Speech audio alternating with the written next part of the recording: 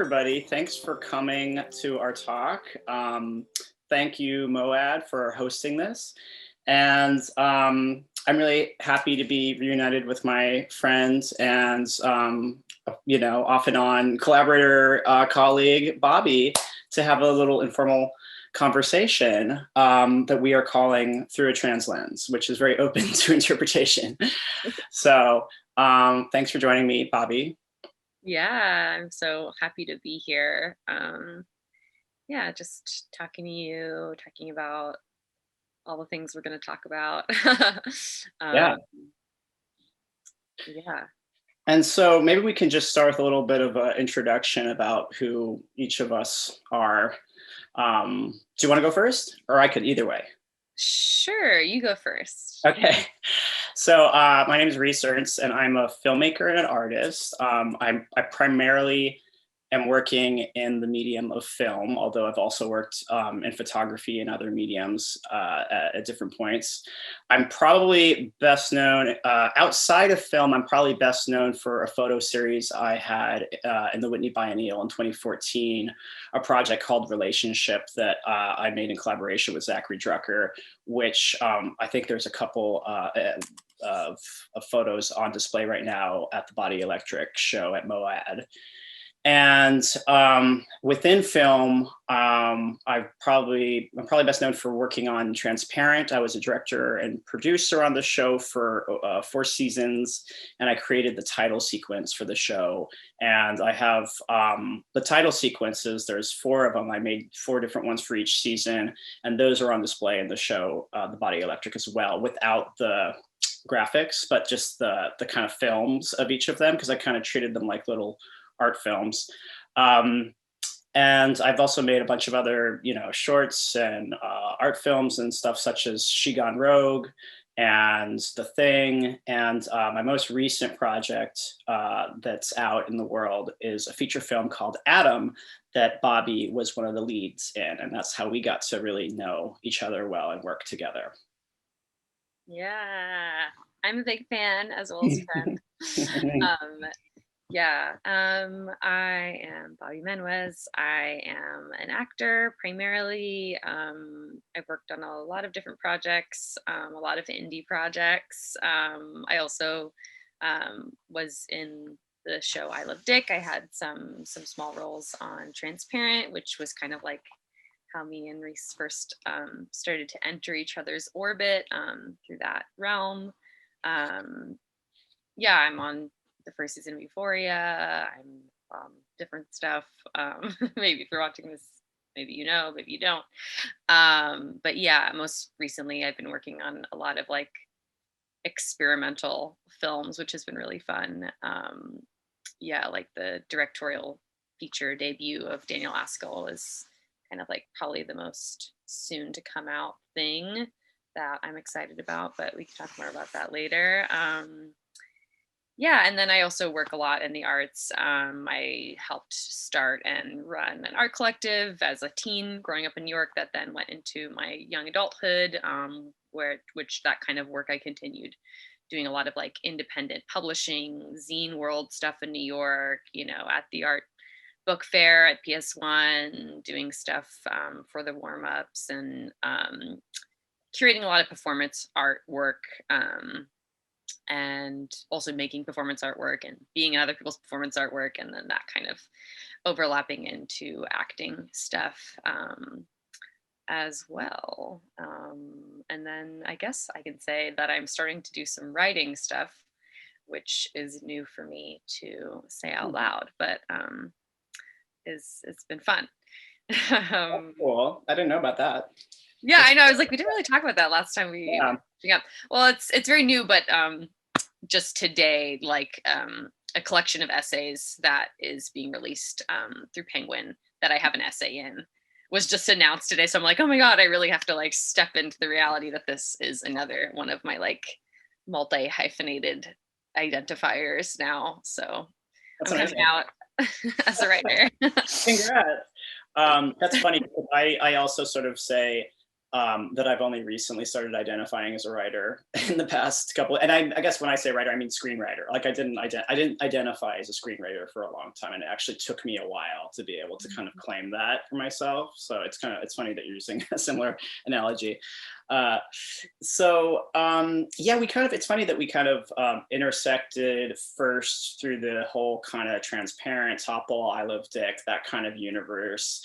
And it's I think it's an interesting genesis of our, us getting to know each other, and how we, we both were kind of coming up in that moment in a way too, in our different respective ways. And it's funny too, because, thinking about that time, I mean, what year is that, like 2015 or something, do you think, when you were in the show and we overlapped I first? thought was 2016, Yeah. because I feel like then I Love Dick was 2017. Was season two of Transparent, right? Or was it season one that you were in? No, I think it was season 2. Season two on the Man on the Land? Yeah. That's when I first sort of met you briefly, was out in the fictional, Michigan, like Mishfest recreation thing that was out there in, outside of LA when we were shooting that episode. And yeah, you and I kind of got together and talked a little bit about this talk in advance. We were sort of talking about what that moment was like for us, and like, sort of like how amazing and magical it was, and imperfect in ways, of course, and very of its moment in this sort of like nascent kind of like, I keep on almost saying coming out party of like trans mainstream media or something. That's like a weird analogy. I don't know, but the sort of like it. That, that kind of that moment. I mean, 2015, 2016 are so different and early in terms of how we think about trans issues and media and storytelling and stuff nowadays. And so I think that that's really interesting. I wonder, just thinking back on that, like, what are the types of things that you think about in terms of, where we are now, and that moment, and how you think about those and reconcile that now? Well, yeah, I mean, there's kind of like, on a personal level, there were aspects of like working in that environment which connected to certain tipping points in my personal like evolution and career evolution.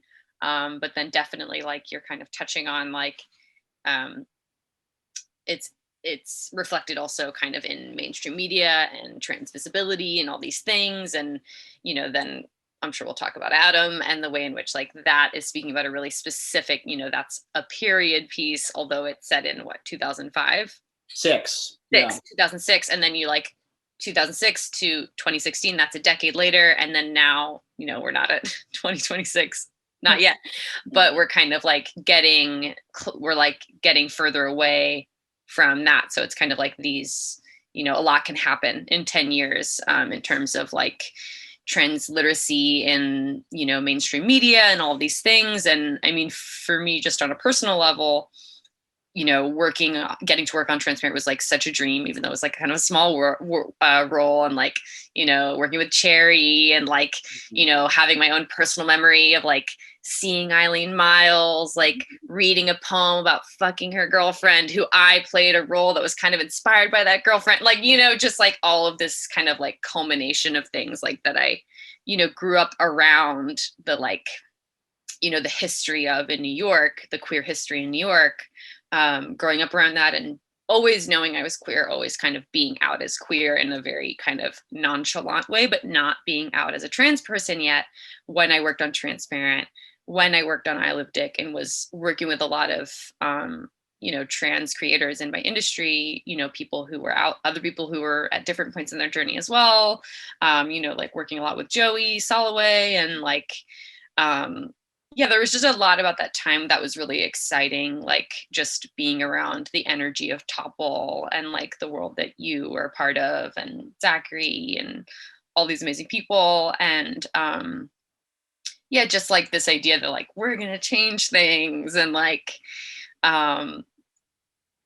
it's not gonna, whatever, just like that certain ceilings would start to kind of be broken through around certain conversations, having to do with like gender and all this stuff. That now is a lot of those conversations are happening differently now. Like just thinking about the lead role in Transparent, it would be cast really differently now, to be on that higher level. And we'd have shows like Euphoria now.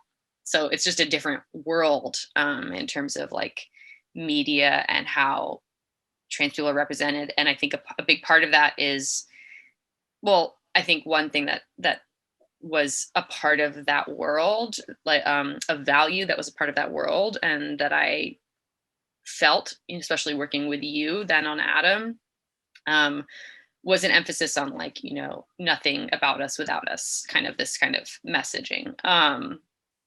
And I guess that kind of like ties to the trans lens, what does it mean to tell these stories in a different way that is not violent, or isn't like, continuing the violent legacy that like is so well articulated in, like the Disclosure documentary, etc. Yeah, I know it's interesting. I think Joey Soloway was a really really ahead of the curve, obviously, when it came to, well, in many ways, but when it came to this idea of kind of know about us without us, even though that wasn't the phrase we were using at the time. Mm-hmm. But the way, just some background about how I kind of came to work on Transparent and all that, was that I was coming up as a sort of indie filmmaker, and had a short film that had a trans character, because I had transitioned. Whatever. Long story short, I transitioned, went to grad school, and was like, okay, I'm gonna bring these two things together with my filmmaking and transness, because I just felt really compelled to sort of bring those issues to the fore within the medium, and in a non-didactic way, in a way that was like story first, form first, content first, not sort of purely educational or anything like that. And I made a short film called The Thing that played at Sundance in 2012, and it had a trans character, but it wasn't really about that. The character's gender was sort of, it was sort of, his gender was sort of irrelevant to the story, but it did come up and it was present, but only like halfway through. So sort of the incidentalness or the banality of his transness sort of in this larger story. And then I met Joey at Sundance, like kind of right when I got to the festival. We actually met in the baggage claim at Salt Lake City Airport, sort of just by coincidence, because I knew somebody that was working on with them at the time. So a couple years later, when they were developing the show, we had kind of kept in touch after Sundance, and had exchanged some emails, and they reached out and asked to meet with me, and also Zachary, who I was collaborating with a lot at the time, to read the pilot script, and kind of basically invited us to be a part of the show. And it was just a pilot script. And I thought that, that was rare at that time. This was actually, I feel like this was 2014 or something. So this was like really early. So, and then we kind of, Zachary and I worked on the show from the inception on, and sort of did a lot of work around casting and, guiding kind of the like politics of the whole operation, both from the story perspective and in terms of also how it dealt in a kind of outward way, in terms of, I don't know, how it was discussed, and how we framed the issues, and how we worked with the community, and all those kinds of things. So it's like both creative and kind of political in a way. So yeah, that's how kind of some background of how that all came to be, and how we sort of ended up building this like little, almost like trans Marvel universe at the time, of like all these interesting people who kind of came into the orbit. And you were mentioning even like Jennifer Miller, like when we talked. Maybe you can talk about that a little bit. Well, I was aware of Jennifer Miller growing up in New York, just kind of being this icon, like bearded woman, like icon, performance art icon, who, like as a teen, I somehow like was involved in like a Vaginal Davis performance at Performance Space. And I remember Jennifer, she was the host, and just being like, just kind of being so, as a young person, like really amazed by the queer world, that like these elders and all that. And I remember, we were having a conversation about like the interest in authenticity that was kind of like first starting to like I don't know, like make, I don't know, like spring up out of like the topple movement and like topple movement. But just like the world that was being created by those storytellers, which included you, and the interest in authenticity around queer storytelling, that was like was setting new standards, I think, in the industry. And I remember reading a script for an episode of Transparent that I had a brief moment in, and it had mention of a bearded woman. And it wasn't a big role. It was kind of just a passing, maybe 1-line role, maybe 1-2 lines at most. And I just, in my head, thought immediately, it wasn't even a thought. I just assumed, oh, they're going to just cast, someone from central casting and put a beard on a cis woman. But in my head, I was like, I know that they're referencing Jennifer Miller. And then I remember arriving at set, and they had flown Jennifer Miller in all the way from New York, like first class, just to like be authentic about it. And something about that was just so like quintessential to like the investment in integrity that was like kind of developing out of that scene, out of that like queer trans little scene that was happening in like, somewhere in Hollywood, that we then all sprung up out of. What? I said that then we all kind of continue to spring up out of.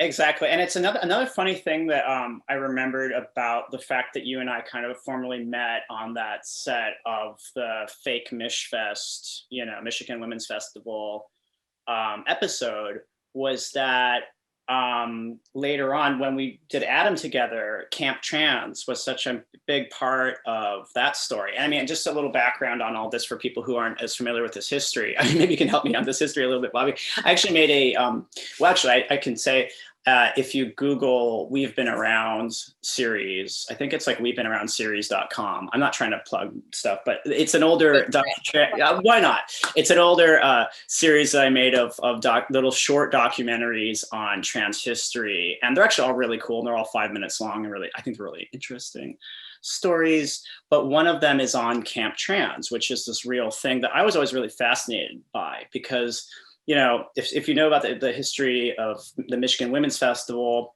I mean, I can't quote like the years and exactly the key dates of this whole history off the top of my head, but essentially, there was this women's music festival in Michigan that had a policy to not allow trans women to attend, and it was very divisive. And it's still this issue around certain portions of very specific small portions of the feminist community who are sometimes referred to as TERFs, like that, and trans women. And there's still this like thing is happening, obviously, in culture, J.K. Rowling. But anyway, these issues kind of go back in a way, in a sense. I mean, Mishfest wasn't the genesis of them, but I think it was really where the battlegrounds, where it was really kind of started to play out. And you see this history depicted in the Man on the Land's Transparent episode.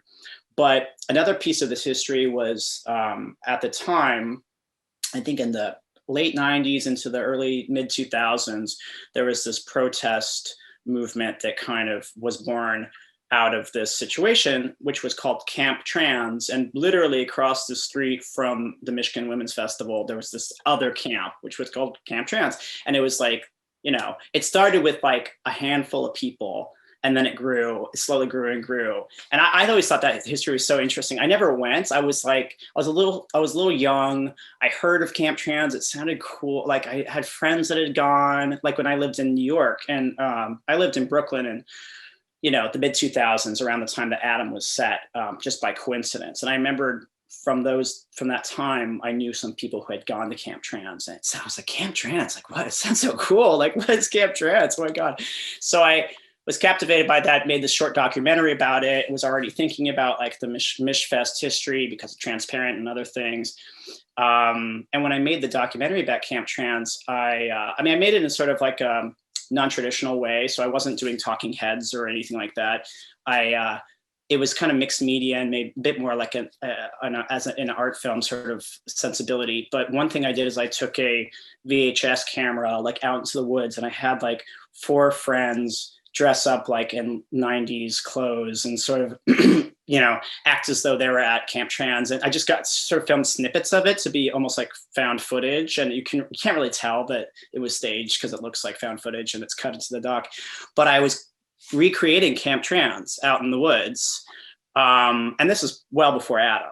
So I didn't know about that. Yeah, I don't know if I told you that. Yeah, No. it was really weird. And then when I was in the woods, like recreating Camp Trans, I was like, God, this is really cool. I like need to do something that does this. Cause I had this feeling I was like, I had a real, like, a sort of, what do you call it? A premonition, about that. I was like, I gotta like do something that has to do with this subject. This feels so rich.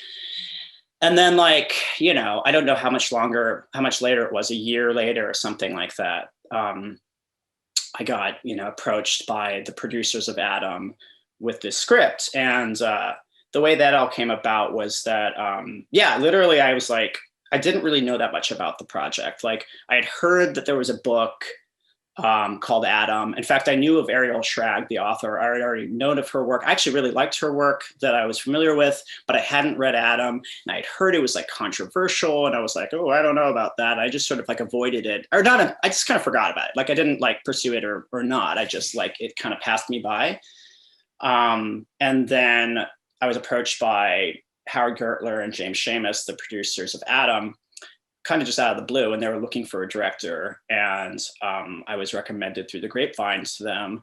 And I read the script and I was like, holy shit. Like it blew my mind, and it was like immediately interesting, funny, captivating. It made my head explode a little bit reading it in a good way. And also it had all these things that I had like personal kind of overlap and experience with, like, for example, being set in Bushwick in 2006, which is where I lived in 2006. And it had a very, significant like whole, sequence at Camp Trans. And so stuff like that. So it was like so weird and almost like cosmic, that it found me in that way. Yeah, I mean, I don't know. I could talk about how then we kind of connected for it. But I don't know if I'm skipping any parts of your kind of history here. No. Not that I can think of off the top of my head. Yeah. I mean, I guess like if I'm getting the timing right, it was kind of like shortly after I Love Dick came out and was, on Amazon and blah, blah, blah. Was when I first, got the Adam script in my inbox and was very curious. I was in a very kind of like private place with a lot of questions on my gender at that time. Like filming that, Rhys didn't even know that I was like a baby trans necessarily, or maybe you kind of did. It's a growing realization, perhaps. You're like, wait, this plus this equals, oh my god, no.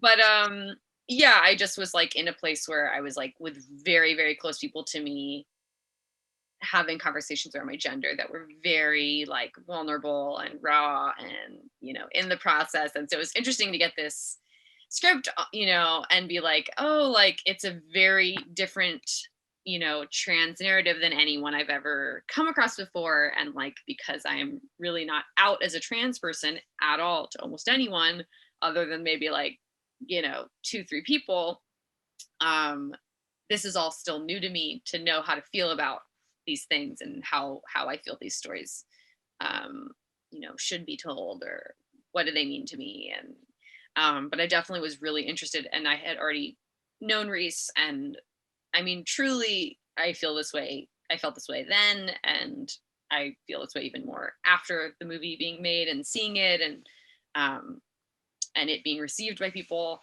I just like really feel like I can't imagine, like anyone else pulling that movie off, because it is such a different and a different trans narrative that like requires so much nuance, and like is working a lot of different familiar like trans narrative structures, but like flipping them on their head.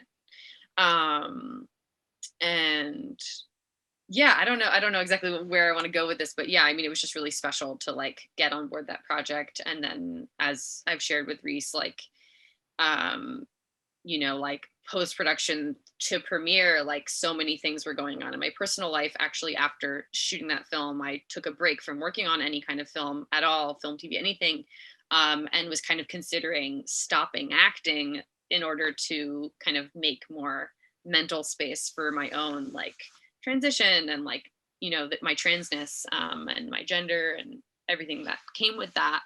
And I remember even like going on a walk with Rhys, I think maybe to discuss the possibility of like the premiere, and I was not sure if I wanted to go. I was like, you know, maybe I'd cut my hair. I forget what happened, but um, you know, there were a lot of people in my life that I was going by my chosen name with my name now.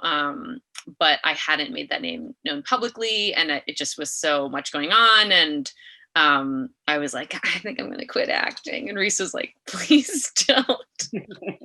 And honestly, that conversation really stuck with me. And you know, with support also from like all these angels we love at GLAAD, and, you know, just like everyone on the Adam team, you know, like other trans actors, Leo Sheng, who I love so much, like just being in such supportive, understanding, and like aligned community made it feel really possible to like not just go to that premiere, but like have that premiere and have that experience at Sundance be one that was like sort of facilitated a really public coming out for me around my gender.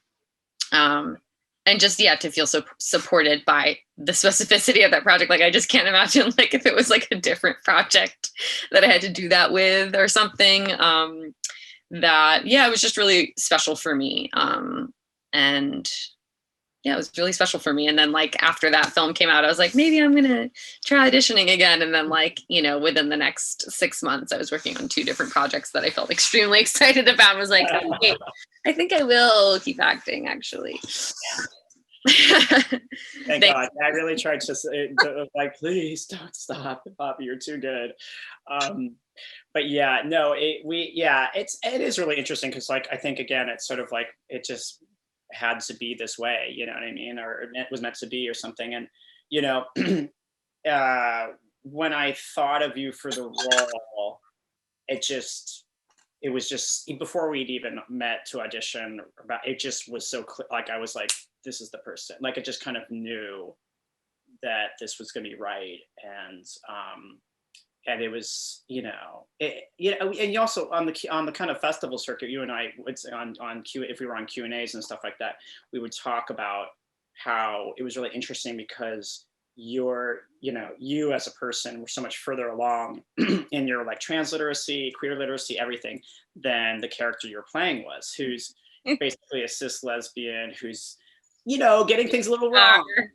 That a gold star. Yeah, right, exactly. So it was like really interesting to be like have this sort of backdoor into the character, but like, and for, you know, and we talked a lot about that, about like what it was like for you playing a cis character who was like further back and how they're thinking about these things. And there's like a knowingness, but it's not, you can't see it. It's not like you can see that knowingness on the character, but it's like, it's in, you know, obviously it's how you work and how you could enter it and stuff like that, which is just, I think is really interesting. And it probably has a lot to do with like the future of trans filmmaking, I would hope too, is like, you know, as like the pool of non-binary and trans plus actors and performers or creatives, whatever, it grows and grows and grows, you know, what is that knowingness going to bring even to like cis portrayal?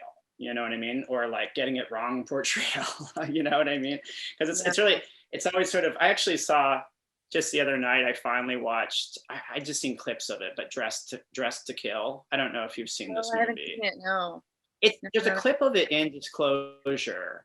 So, and for people who haven't seen, Disclosure is such as a really excellent primer and the history of trans representation and the problems of it. And it's really, I'd say, required viewing. It's kind of like the celluloid closet, but for trans trans representation. But there's this, GLAAD does a really good job of talking about how the history of trans representation is often in these buckets of just victims and villains. And I'd say this is more for the trans feminine portrayal, because for many, many years, there's been almost no trans masculine or non-binary portrayal at all. So it's like mostly been trans feminine. But with the victims and the villains, it's either victims of some terrible thing, like their hormones are killing them, or they were attacked, and they're a sex worker whose life is terrible, and you're supposed to pity them, right? Or they are villains, which by that I mean Psycho, Silence of the Lambs, Texas Chainsaw Massacre, where in the dress, whatever, this kind of murderous man in a dress kind of trope, and boy, I had never seen Dressed to Kill. And I mean, it's kind of fascinating for people who are interested in this history from a critical perspective, like it's an interesting example of it. I couldn't believe how what's the word I want to use? Blatant it was about the sub. They actually used the word transsexual and like a lot. Like it was very much about that. And the killer is like a transgender woman, but it's like a man in a dress who like kills cis women. You know what I mean? So it was really like a lot. I mean, I will say that. Yeah, I just went on a whole tangent about that. But this is the backdrop of where we're coming from when it comes to trans storytelling now, is there's basically been stuff like that, stuff like Dressed to Kill, or the soap opera where the hormones are killing the trans woman, and Alexandra Billings, like there's like a super cut in Disclosure of her all the time she's playing someone who's dying in the hospital over and over again. So it's like from that backdrop that then we kind of sprang into with starting with Transparent, and now we've kind of rushed into this contemporary moment that we find ourselves in, which is sort of a hodgepodge of some things jumping way ahead, some things, it's just a mix. It's like, I'd say it's still so early in the kind of history of this kind of storytelling that I sometimes am really like, I probably said this to you before, but like, I'm really impatient to push into these next chapters, because it's like there has to be this restorative kind of reparative period where we just show positive representation, and that's great, and I know it's important, but it's also not the most interesting stories we can tell often. I mean, sometimes it depends, but not always, right? So I'm interested in the kind of like what's going to be the sticky, gooey, complicated, what's the next thing that we've never even thought of, like how can we challenge these kinds of narratives, and how do we talk about gender, how do we talk about transness, etc., through character, and also across different forms and disciplines and stuff like that too. So that's a long thing to say that we are in the middle of the beginning, I guess. Yeah. No, I mean, I feel so it feels like such an exciting time to be trans and be working in media, I guess. I don't know. I mean, obviously, like, I don't mean that to take away from the reality that, like, to be trans in this country and at this time and in any other country, pretty much, like, they're, especially if you're not white, like AFAB, able-bodied, all these things that both you and I are, like, there's so much about that experience that is still, like, really vulnerable and endangered and all of that, which we know about. But in terms of like speaking about, our industry and making films and these kinds of things, I mean, for me, in terms of like, as an actor reading all these different scripts, it's really interesting for me to see like, okay, where are people going with these stories? Like, what are the stories people think will sell? What are the stories people think are interesting? What are the stories that people think are believable? Like, and a lot of different people now, there's a new like value, new like acknowledgement of the value of trans stories, and stories that just so happen to include trans people as well, which I feel like we're finally getting to see more of, this kind of thing that you talked about in some of your work, that this approach of just having a character's transness be incidental. just as much as, sometimes, I mean, honestly, I don't think necessarily cis characters get to have their gender be incidental a lot of the time, but sometimes they do. And I mean, it's just interesting for me looking at the scripts that kind of like pass through, what I get to look at. And obviously, there are still people who are kind of like have some work to do around their transliteracy and maybe need to pause before they try and tell these stories. But then there are a lot of people who are thinking differently and involving the right people, like getting trans people behind the lens to help tell these stories in a better way, and to just like bring that kind of like representation into the room. It's just like more and more I'm like, oh my god, like this show's now gonna have a trans or character, or like this show now wants a non-binary character, or like this project that like normally it would be this kind of role, now they're deciding that like actually the gender doesn't matter as much.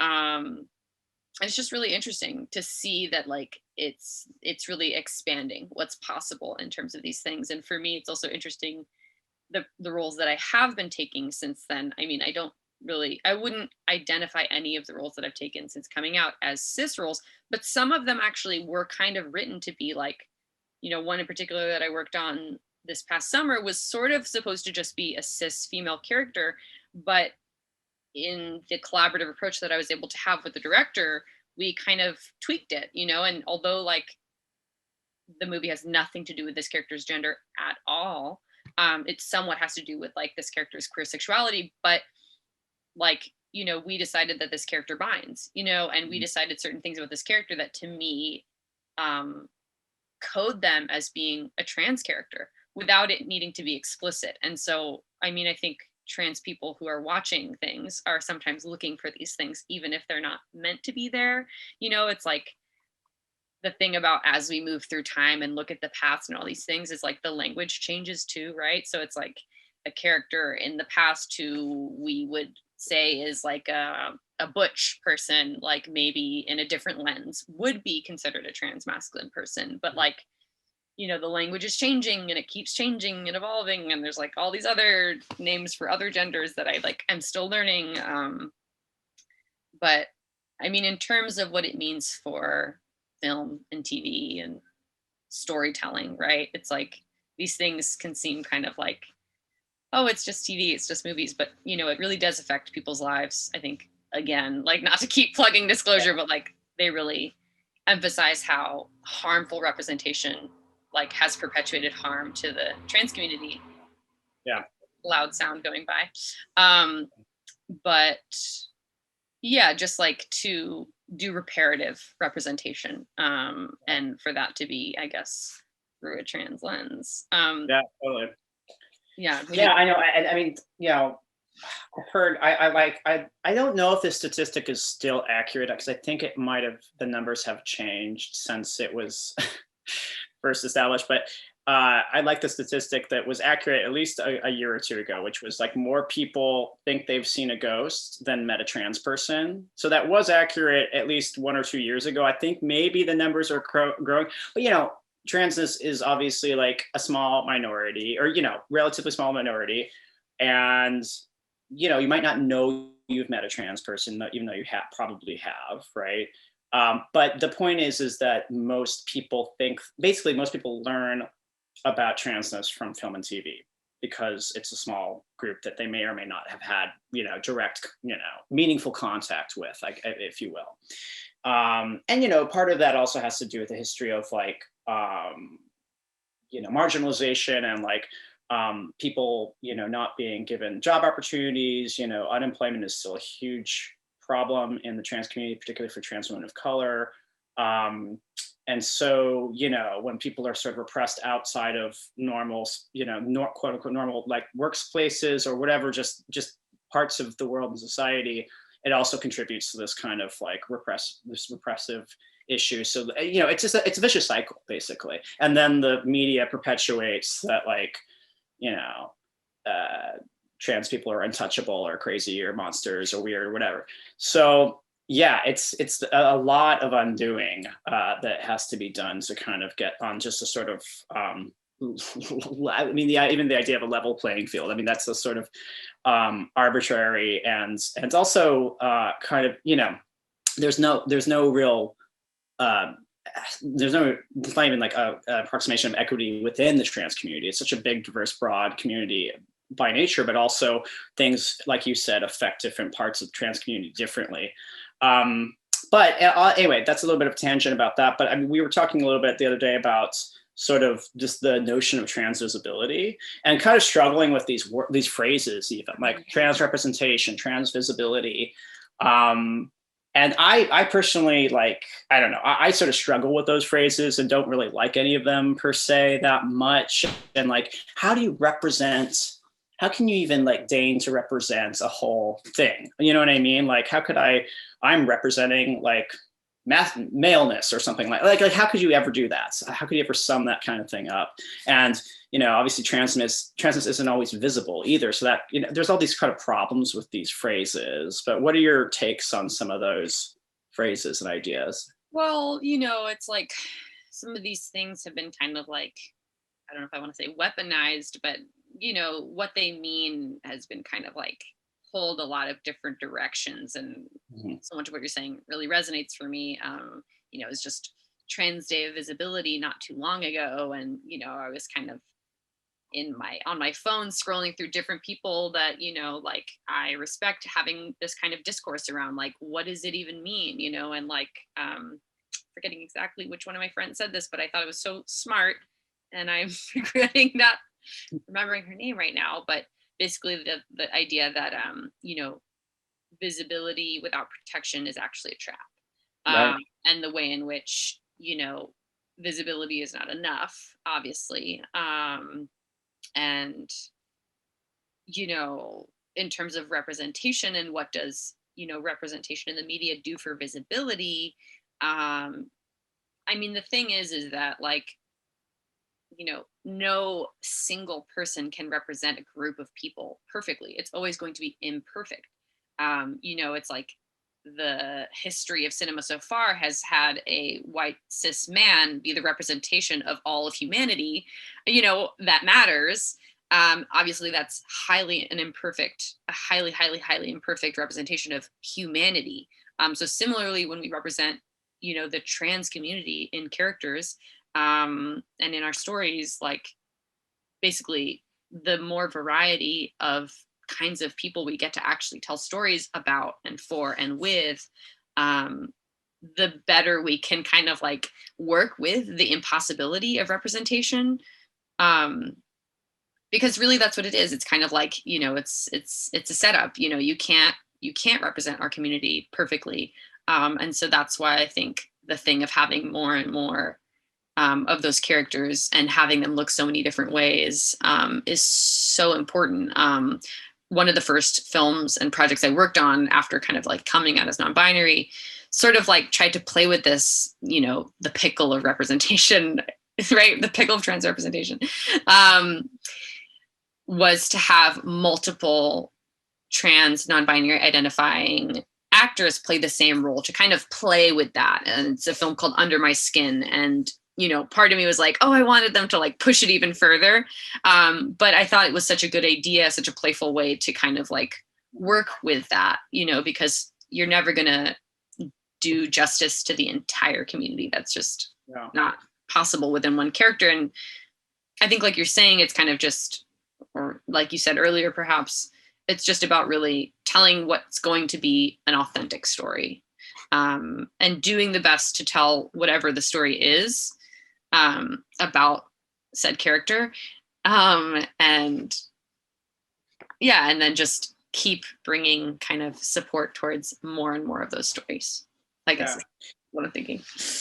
Well, I mean, I love that example of all the different types of actors playing the same role. I think that's really smart. I mean, and it's like, I was saying before about how, for example, I mean, taking trans masculine, representation as an example, there's been so little of that, and still so little of that, that's like, speaking of this pickle, it's like, because it's been,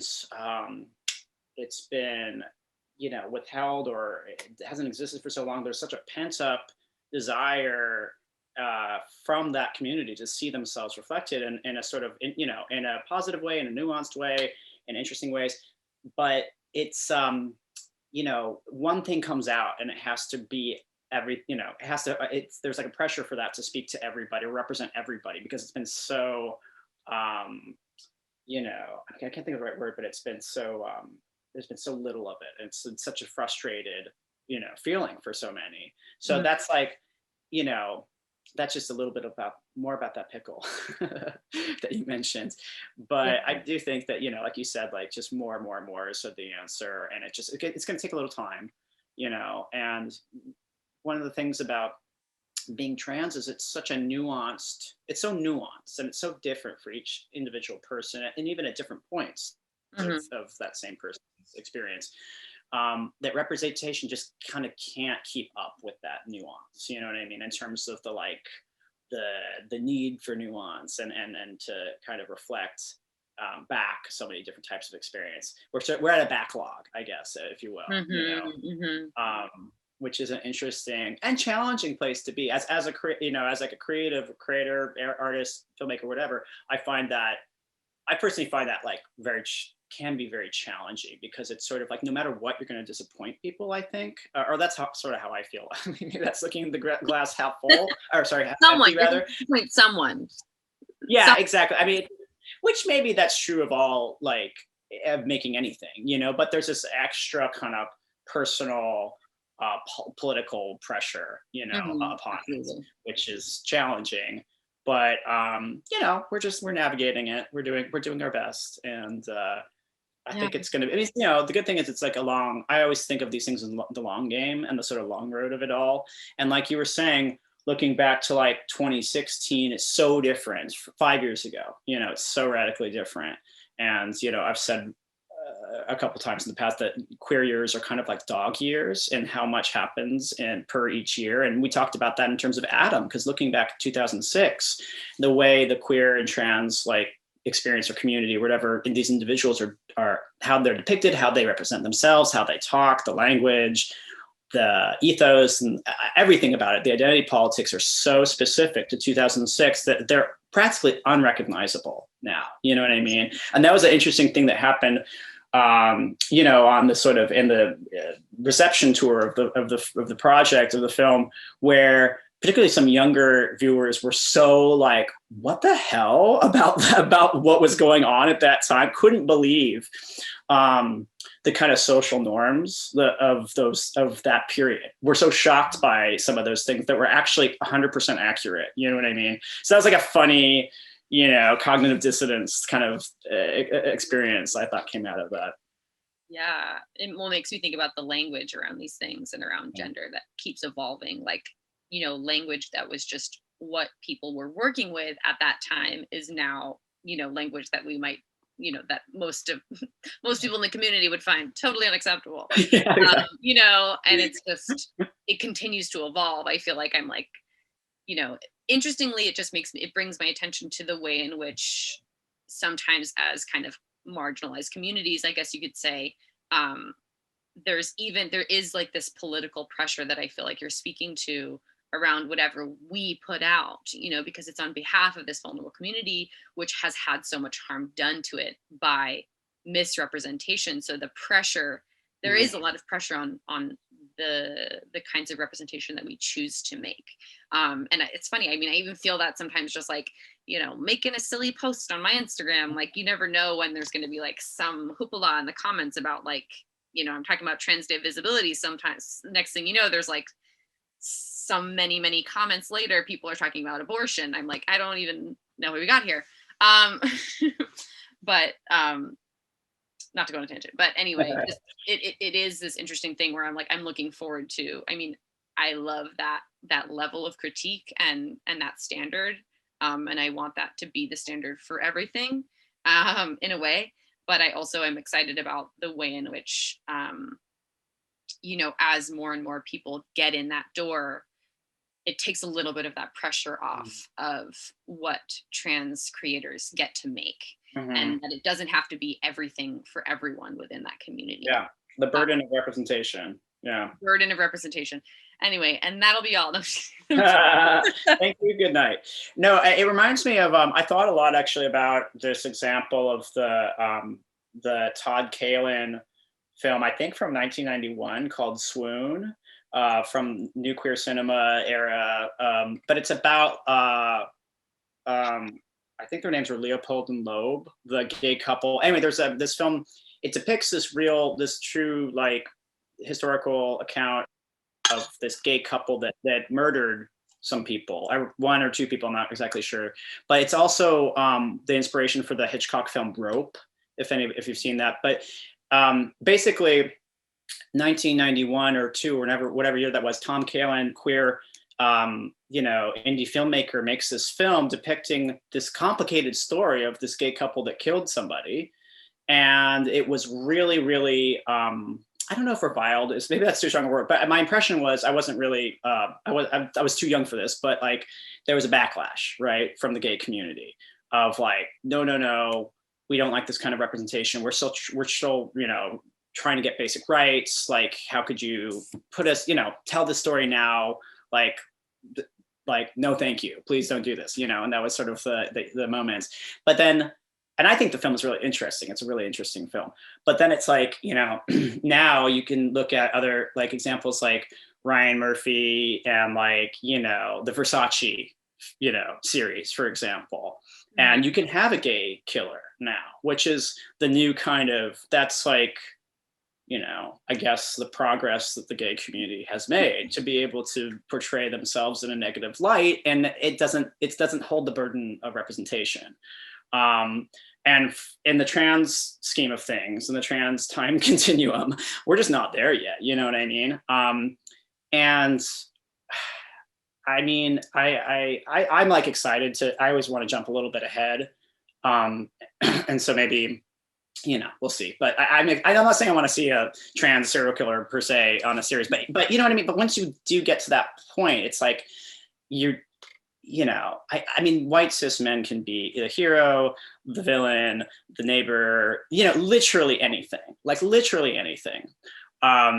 and so that's parody, I guess, is when you can represent a marginalized community in a complex way, and you've gotten to that point. I guess it's reflective of like, hopefully it's reflective of like an improvement of like material conditions, but obviously these two things like go together. There's the ecosystem of sort of,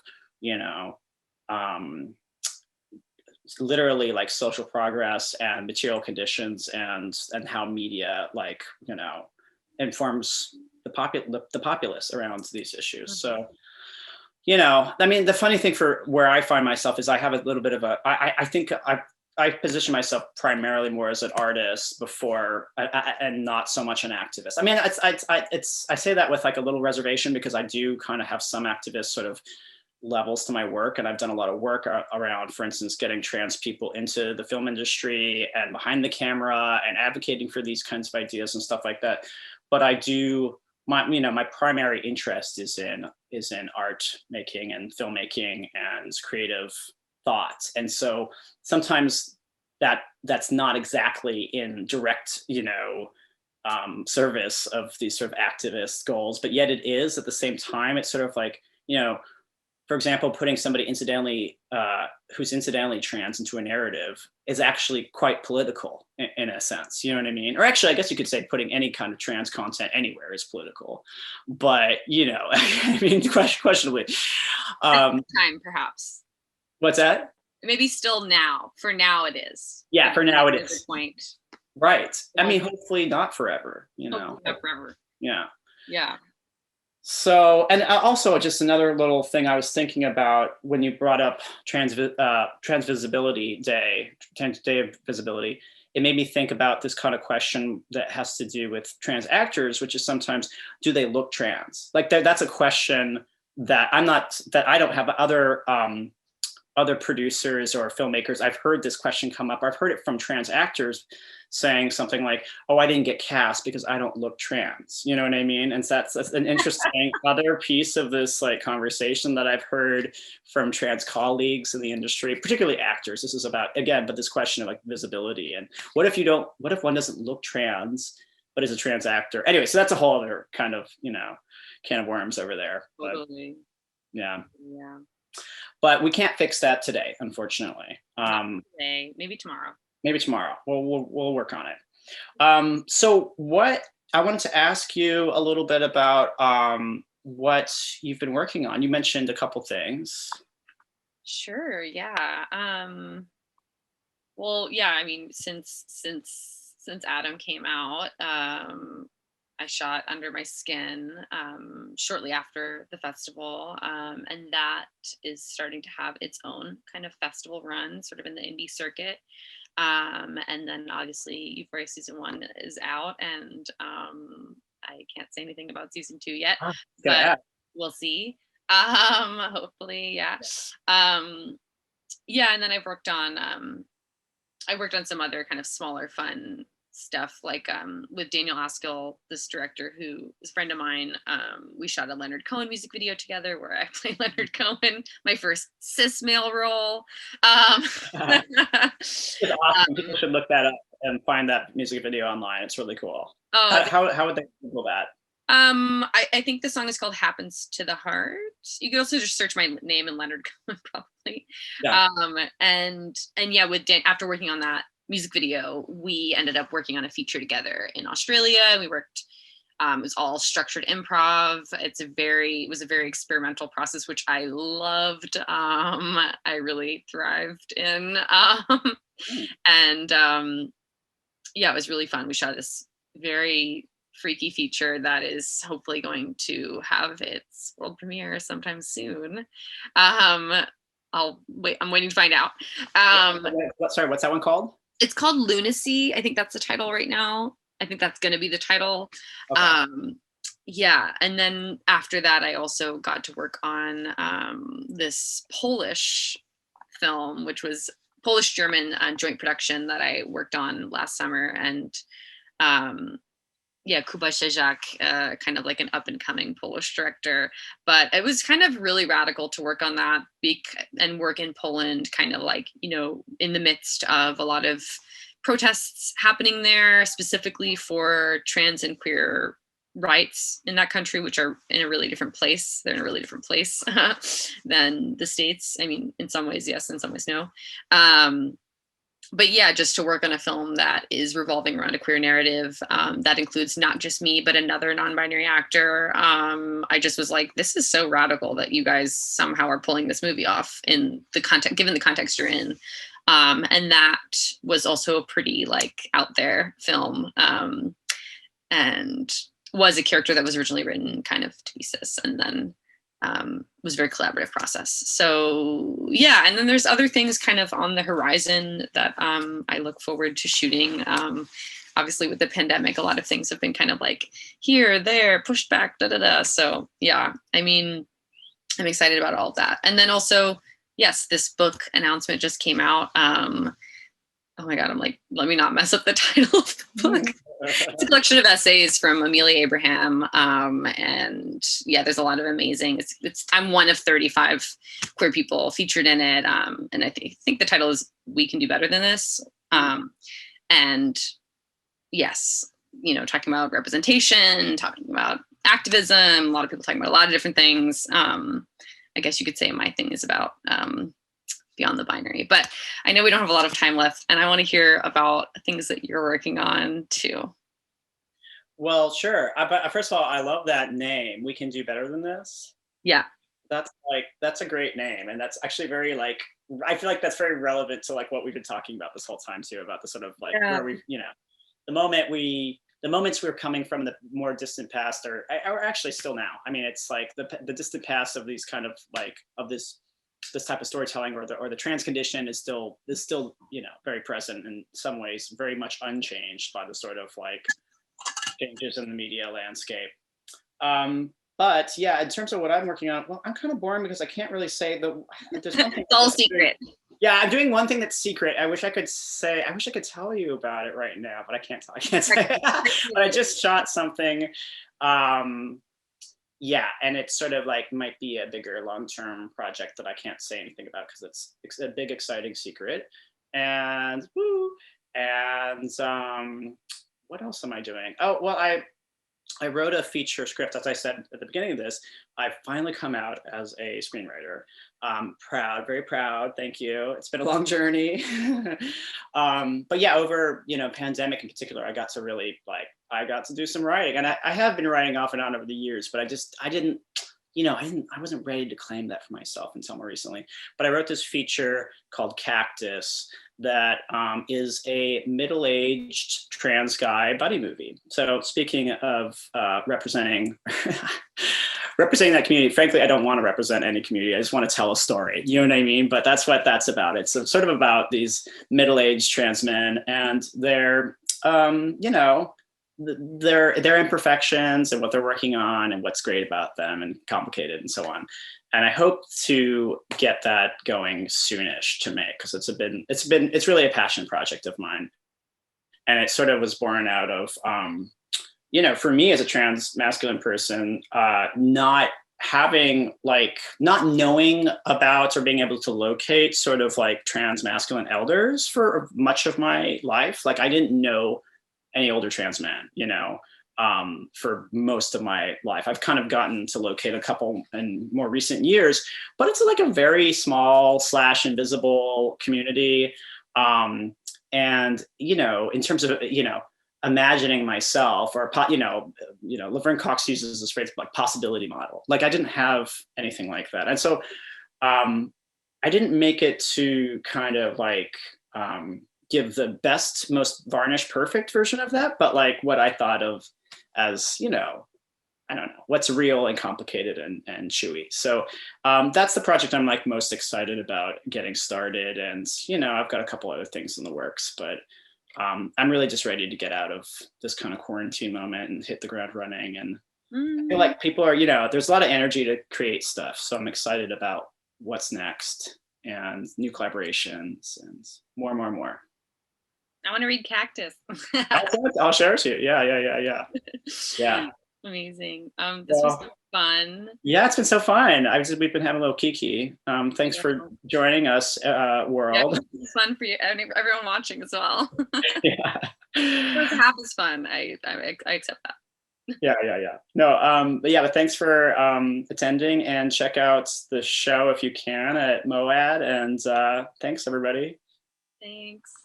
Bye.